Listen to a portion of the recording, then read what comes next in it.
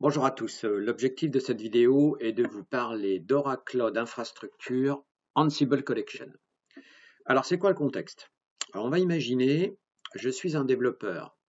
J'ai réalisé ma configuration Vagrant pour être capable de lancer un certain nombre de VM pour m'aider lors du développement. Donc, j'ai une VM contrôleur sur lequel il y aura Ansible, bien évidemment, une VM pour un load balancer, une VM pour deux services web et une VM pour une DB, par exemple, de type MySQL.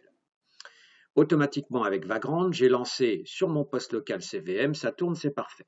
À un moment donné, je me dis, tiens, j'ai besoin d'une VM supplémentaire un petit peu plus grosse, notamment une DB, par exemple Oracle, une Autonomous DB, par exemple, ou une VM Compute assez grosse qui va être compliquée à être accueillie directement sur mon poste de développement. Alors, comme j'ai installé au niveau de ma VM Controller Ansible et que je gère finalement toutes ces VM en termes de paramétrage via Ansible, je me dis, bah ok, impec, je vais utiliser Oracle Cloud Infrastructure Ansible Collection et je vais créer ma prochaine VM, d'accord, grâce à Ansible et je vais la paramétrer et l'utiliser pour mon développement. Donc pour ça, je vais commencer par installer eh bien, Ansible Collection d'OCI au niveau de ma VM Controller où il y a Ansible. Okay. Pour ce faire, je vais suivre les recommandations. En l'occurrence, petite astuce, c'est vrai qu'aujourd'hui, avec la dépréciation de Python 2, Python 3, OCI, CLI, donc qui est la Command Line Interface qui permet de gérer le cloud, et Ansible, on peut avoir des problèmes de version de Python. Donc l'idée, c'est, petite astuce, on voit que sur la doc d'installation d'Ansible Collection de CI, on utilise virtualenv de façon à bien s'isoler sur son environnement Python et partir sur quelque chose de propre. Okay.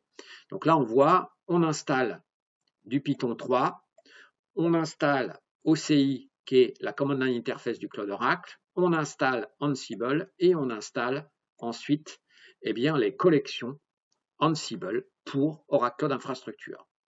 Combien de lignes? 1, 2, 3, voilà. En 6 lignes, c'est fait. Installation très rapide qui me permet par la suite, depuis mon poste de développement, eh bien, d'être capable d'utiliser les samples qui sont fournis par Oracle pour créer une VM.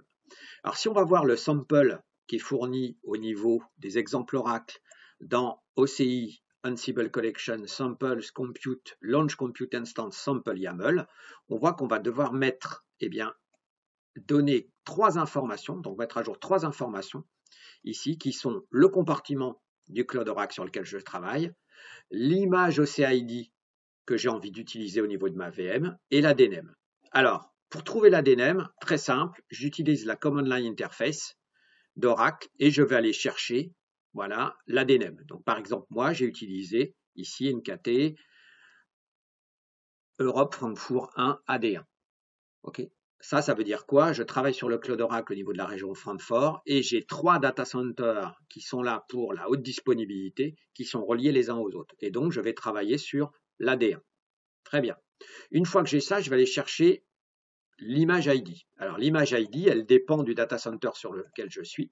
Mais je vais tout simplement me connecter sur docsorac.com, image, et je vais aller chercher l'image ID, par exemple, de CentOS. Là, je vais lancer une image VM CentOS sur le Cloud Oracle.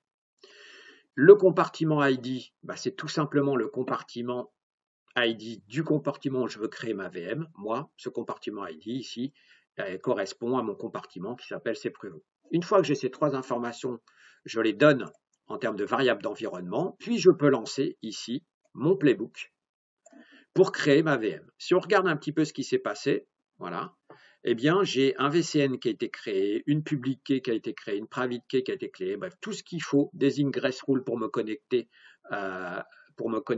en SSH dessus, etc., etc. Donc, tout ce qu'il faut pour créer une VM. Ma VM a été créée, ici, parfait.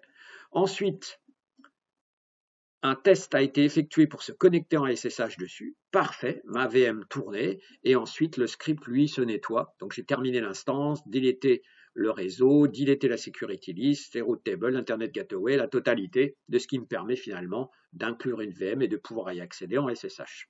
Si je regarde ici sur l'instance du cloud, eh bien j'ai bien cette VM-là, eh bien MyTestInstance, qui a été créée par Ansible et qui ensuite a été détruit. Et donc je vois que je peux très facilement gérer finalement des configurations supplémentaires depuis mon poste de développement pour créer des VM, m'aider à développer très facilement au niveau avec Ansible. Et ça, c'est vraiment génial. Voilà. Merci pour votre attention.